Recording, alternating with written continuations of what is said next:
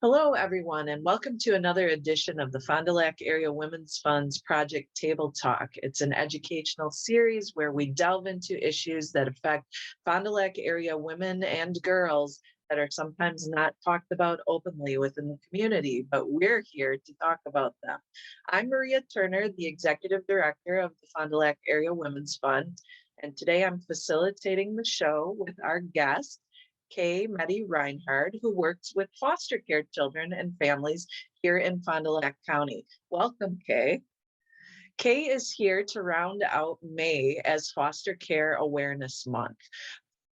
Fond du Lac County, like many other areas throughout the state of Wisconsin and really throughout the entire United States, is experiencing a dire need for foster parents to assist with children who've been removed from their families due to abuse and/or neglect.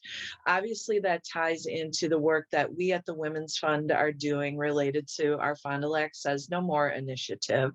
And so we wanted to talk about this and how it all plays together in terms of keeping children in our community safe. And hearing that there was an issue in not having enough foster care for these children once they are removed, we invited Kay to come and speak to that today. So, Kay, let's begin with getting an idea of the scope of the issue here in Fond du Lac County. On average, how many children are in foster care within Fond du Lac County in any given year? And I know it fluctuates probably somewhat from year to year, but just give us a sense of where we're at with that. And then also, how many foster care homes are there currently? And ideally, what is the number that we're looking for when we're talking about there being a shortage right now? Sure. Thanks, Maria. And thanks for having me today. This is a really important topic for us right now. We have currently about 160 children, males and females, that are in out-of-home care in Fond du Lac County. And so that's cumulative, not obviously just from 2022. We have about 30 children already for 2022 that have been placed in out-of-home care with various providers. We have different kinds of providers that assist with the care of children in out-of-home care. We have what we would call general foster care homes who are not relatives to those children. And then we also have relative foster homes or like kin foster homes. So relative is, very specific. They're in some way, shape, or form related to that child, and then they've gotten licensed very specifically to provide care for that child or children. And then we have like kin individuals. Those are people that are known to that child or that family in some way, shape, or form. It could be a neighbor, a family friend, a teacher, somebody within that child's family circle that has been able to step forward and is known to that family to be able to provide care and support to that child or children. So we Mhm. have approximately 35 general homes, and we have approximately 37 relative homes right now in Fond du Lac County. Mhm. Good. I think that's a great overview to give to the listeners. So thank you for that, Kay. Also, I think one of the things that a lot of people may be wondering about is just how a child ends up in foster care. Part of the awareness building we're trying to do here is help people understand various systems. And so the foster care system is one of those. So I'm wondering if you could paint us a picture of, and again, I know not every situation is exactly the same, but a general overview of what it looks like for the system of foster care from time that a call may be made to Child Protective Services through investigation, and then the determination of the order that's necessary and the care outside the home being required from that order. So walk us through that Sure. whole process. I'd be glad to. So, at our department, we received all of the calls of safety concerns, alleged maltreatment, and need for services for children in all of Fond du Lac County. And so as we receive those reports, there's a variety of different concerns that might present themselves. And those reports and concerns that come to us that reach a certain level, for us to get involved, period. Not necessarily in a way to investigate, but to have some sort of interface with that family to determine whether or not a family needs services or a child may be unsafe in their current home environment. We always try to work within that family system to keep kids in their home safely. That's our number one priority because we believe children belong with their families. That is where kids do their best and thrive, but they can only do that when they're able to be safe and their needs are able to be met. And unfortunately, there are times when moms, dads, and other caregivers have situations in their lives and co-occurring conditions that prevent them from being able to give their kids the best care possible. And then unfortunately, sometimes it means that the kids need to temporarily be outside of their parents or caregivers' care in order for them to work on some of those things that might be preventing them from giving them the best care possible.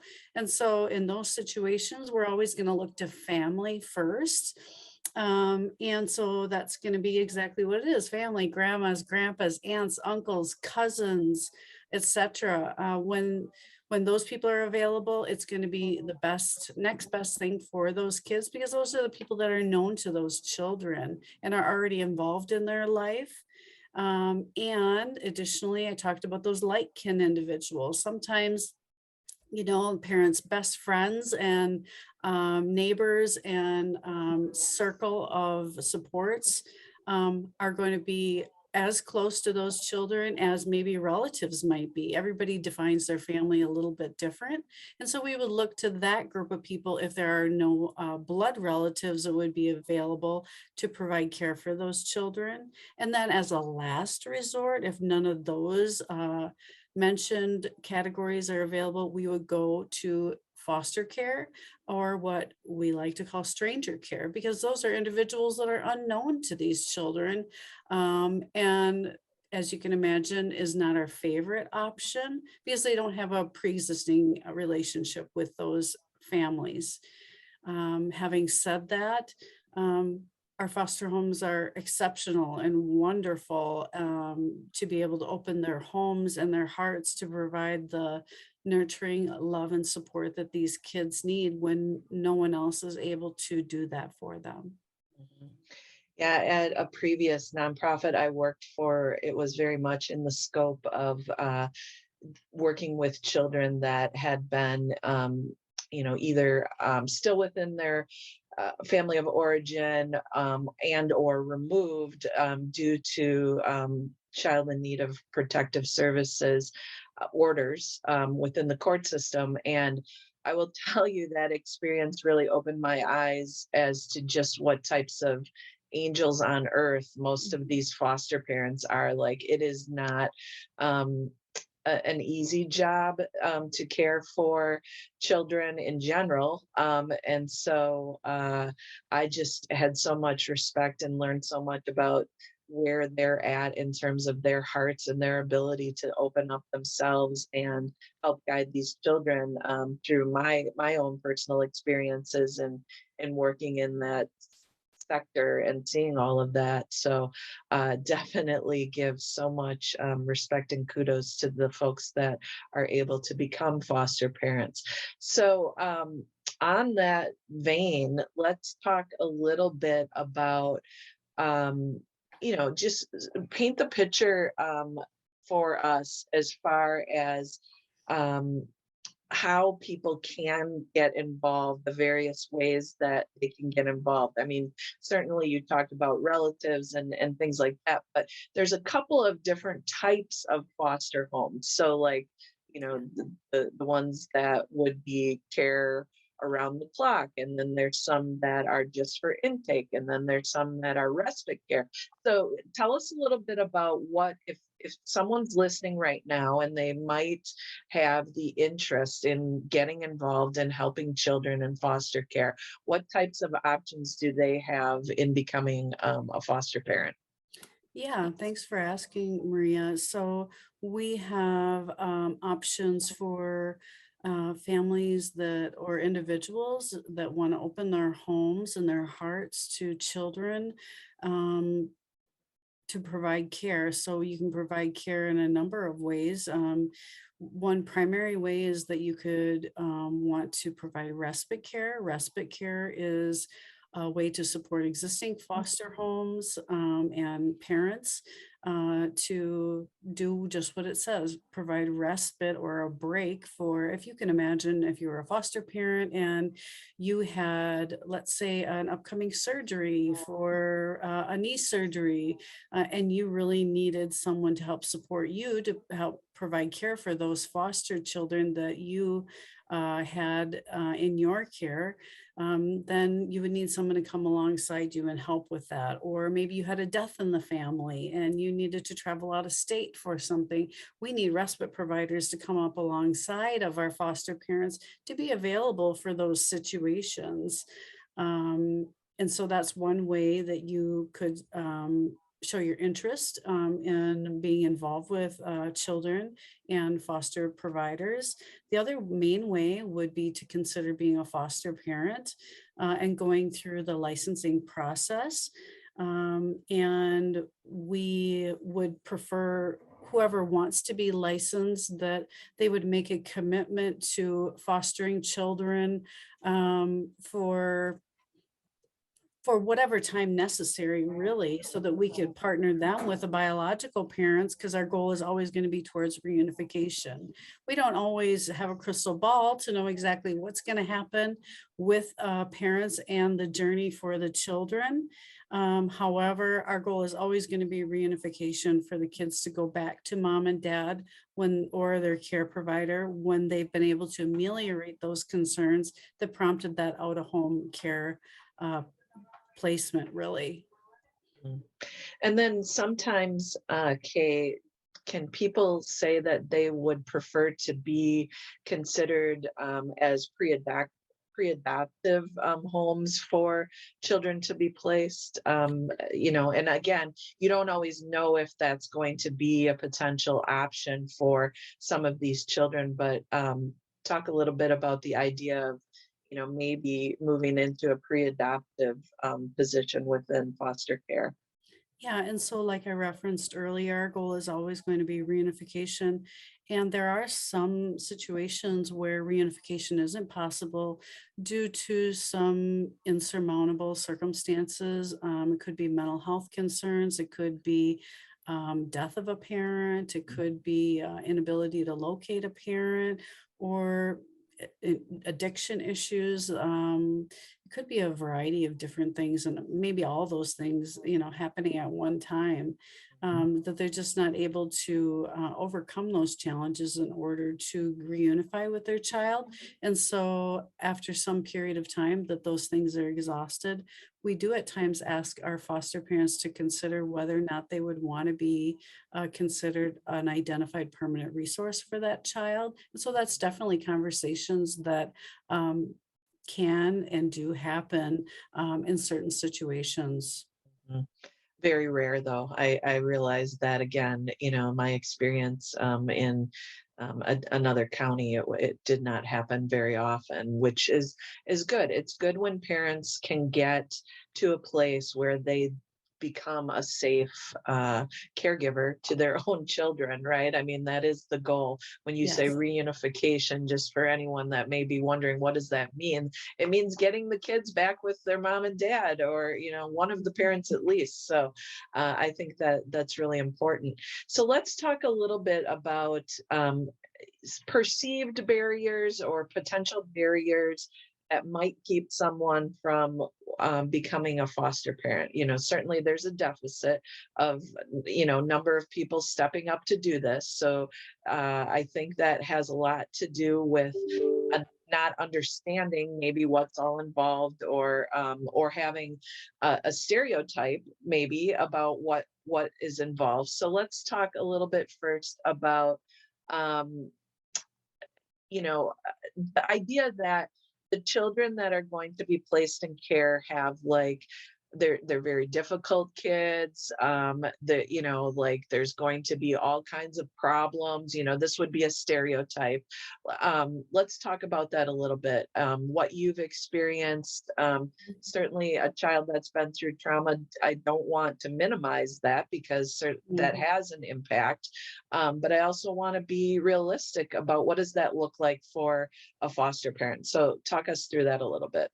Yeah, and so there is such a wide variety of children and the behaviors and possible implications of what they may have experienced prior to their out of home placement, that we see really a range of different situations. Some children really have very little effects at all, but many children do have some significant effects of that. But what I would say is that when we form a partnership between our department, the foster family, and the biological family, and other supportive relatives and community providers, that's when we all come together to really form a team around the child in order to figure out what are the things that the child is going to need in order to thrive no matter where that child is at. And that's how we have success for that child. Mhm. That's when we see the best success for not only the child, but for the family. Because my belief always is when the care providers, mom and foster parents, and dad and foster parents, when everyone's communicating really well on behalf of the child, that's when the child is thriving. It's when we don't have good communication, that I think the child suffers. And so we do a really nice job at wrapping around our foster homes and around our children in order to make treatment plans that are tailored to meet their needs. And so there are effects of trauma for children because, as you referenced earlier, kids experience a lot of trauma in their homes of origin when there are co-occurring conditions of domestic violence, of substance abuse, of mental health. But what I do know is that no parent wakes up in the morning and says, geez, I'd really like to not meet the needs of my child today.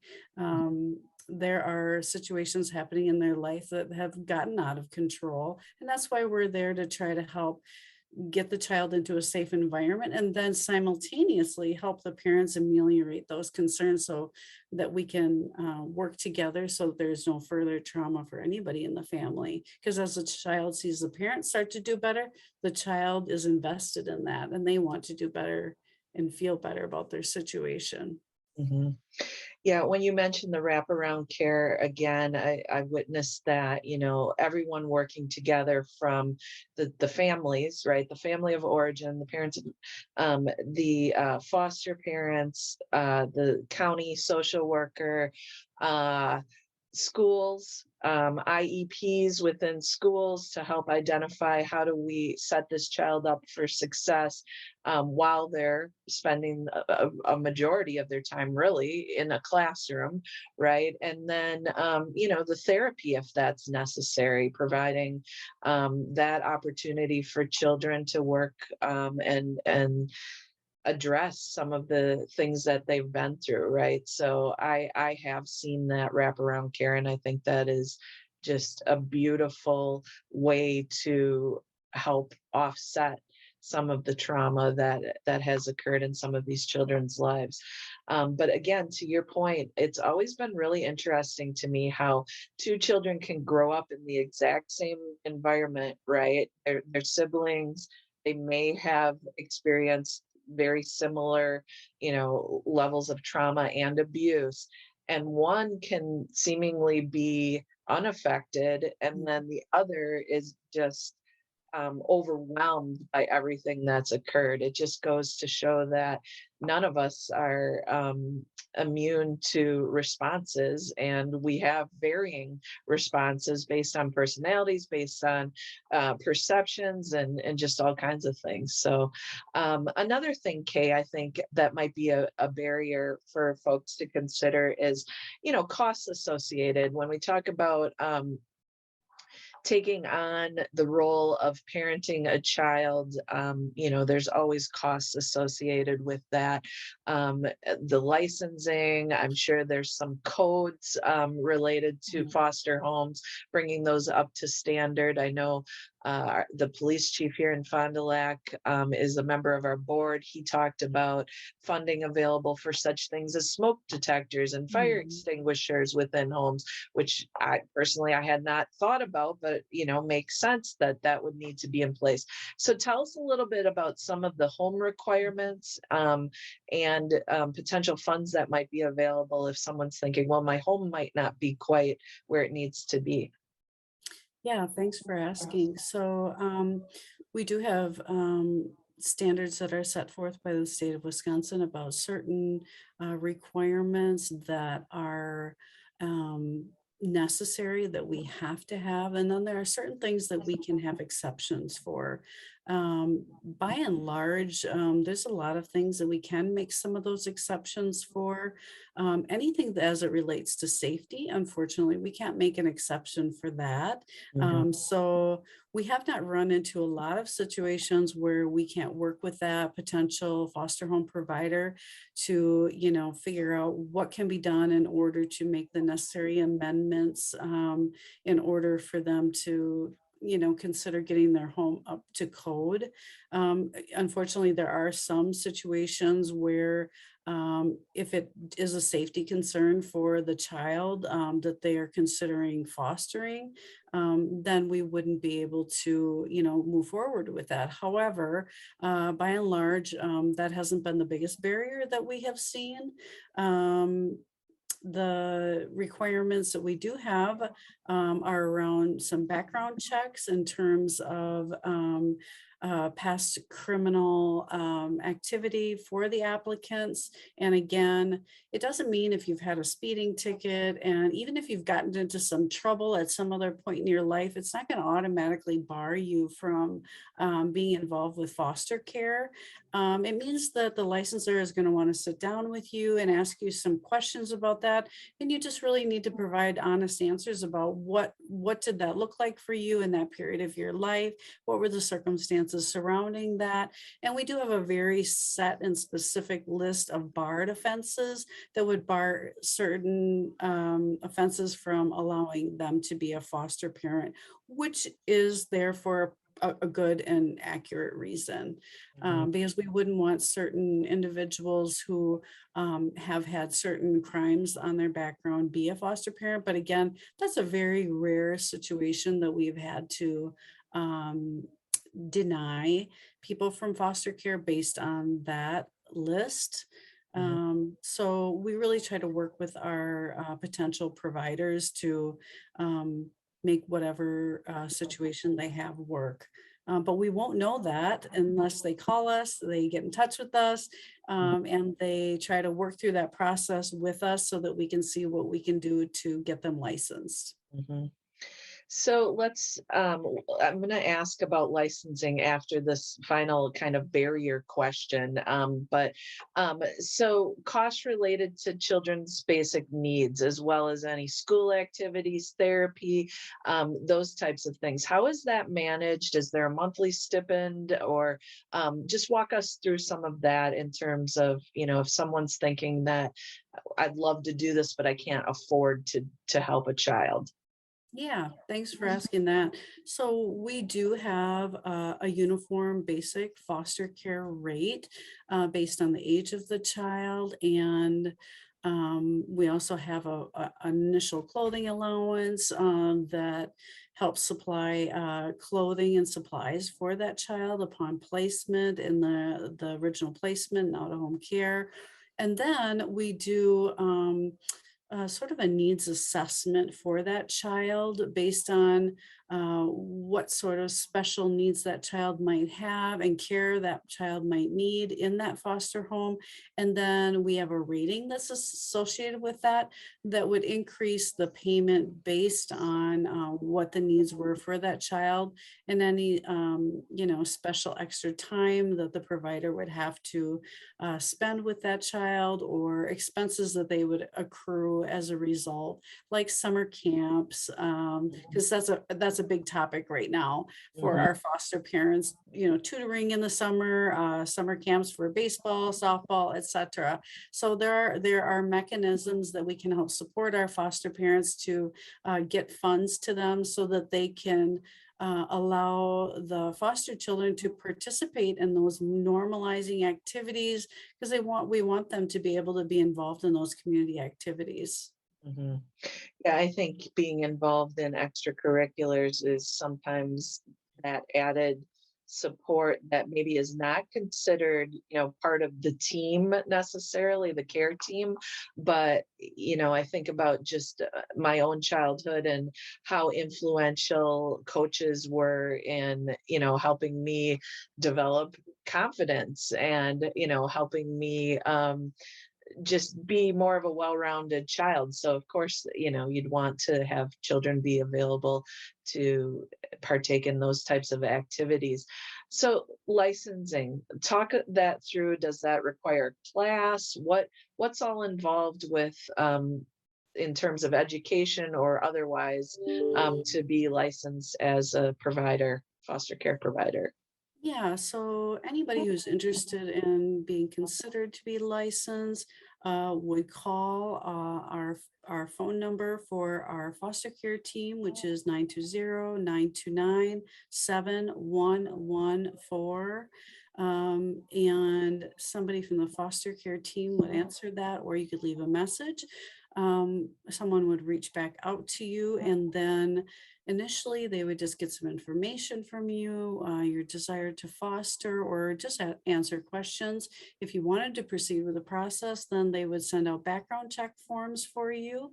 And then we would proceed with that. And then if you still wanted to continue, then we would do an application process and kind of run through the rest of the process with you. There's a series of interviews that we have to go through, and it would be important to note that it is a lengthy process.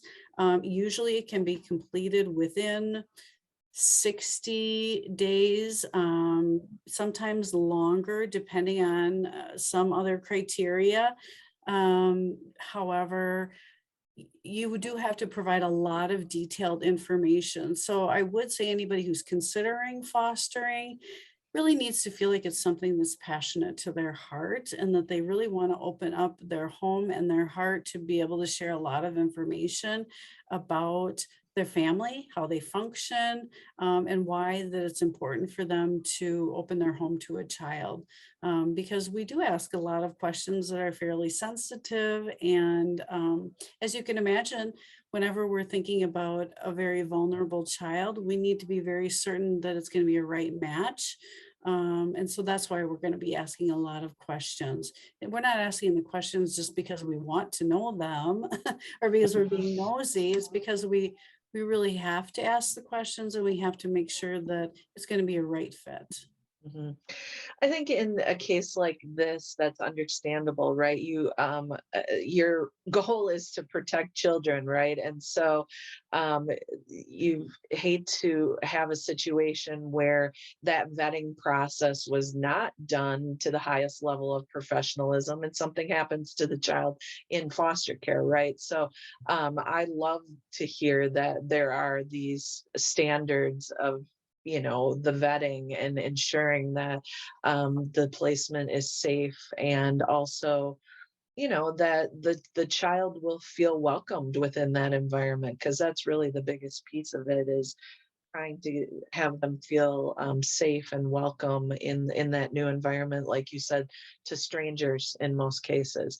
So I know that we talked about, or I saw the flyer that you had sent me, and there were some special cases that you Mhm. were particularly interested in engaging folks in. So talk to us a little bit about that. So sibling groups is one, children with Yes. special needs. What were some of those that you can share with Yeah, the listeners? definitely. And so I would say, generally speaking, we have foster homes that are very geared towards taking babies, toddlers, Mm, at this point in time. However, we struggle more when it comes to the age group of, I would say, 12 to 17. Teenage children are harder to find homes for. And that is really an age group that we are looking for people that want to open their homes to teenage children and preteen children.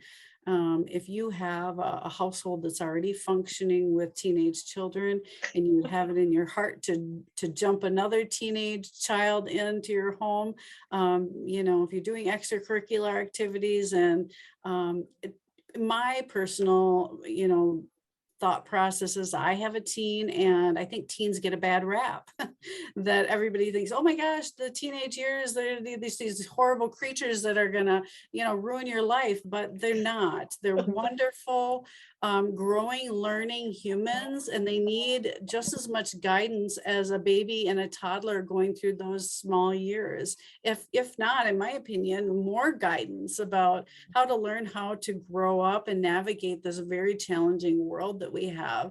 And so it's such an important time for them. And we really need some strong foster parents that are willing to give of their knowledge and their experience in life to be able to give them what they need during this really critical time, because there's so much happening in adolescence. And that, if you can imagine in your own adolescence, what would it have been like for you if everything that was known and familiar to you suddenly was gone from you, mhm. and you didn't have the home that you had called home anymore, or maybe the school that you had considered your home base for all of your friends and your peer support, maybe that's not there for you anymore. So thinking about putting yourself in the shoes of a teenager might also make you consider opening your heart to a teenage child. So that's one particular group.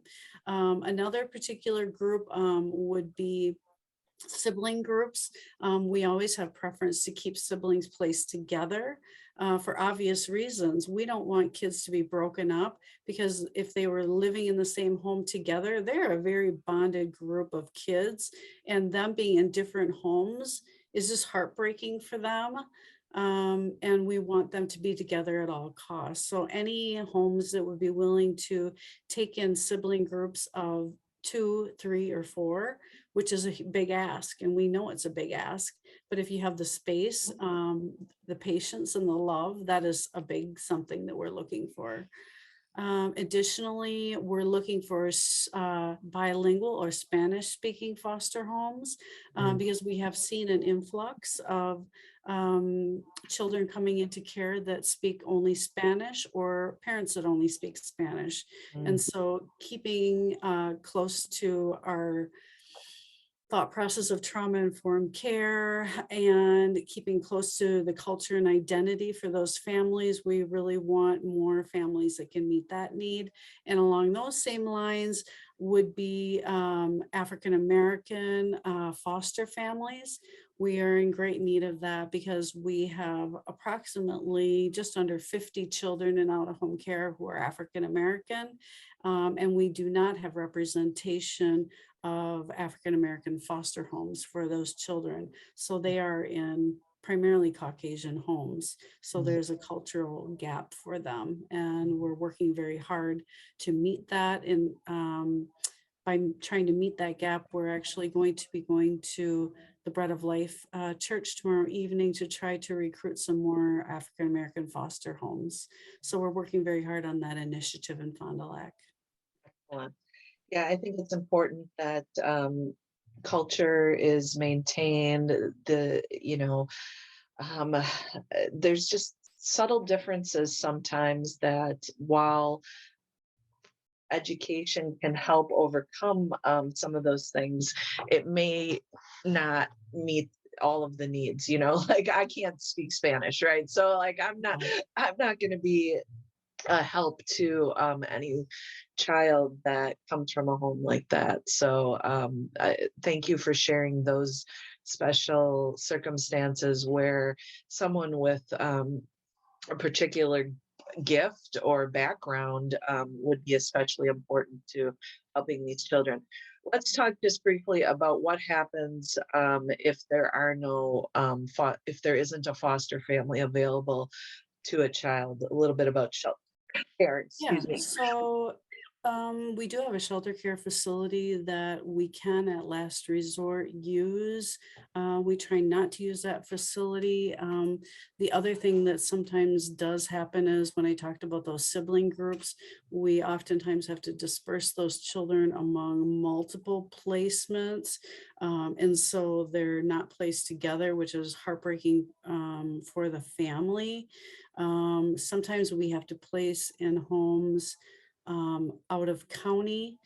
Sometimes we have to place children in emergency receiving slots until we can locate other placements that might take the children long term. So it leads to more changes for the children, which is obviously not good for the children. We want to minimize change for the children at all costs.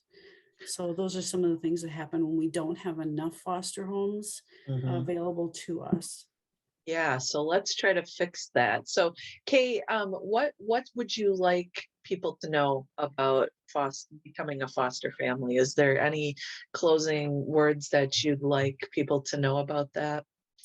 I guess my closing remarks would be that we have a great passion for the children that we are working with, and we have, come to know and care about these families and these children so greatly. And I would say that they're so worth it.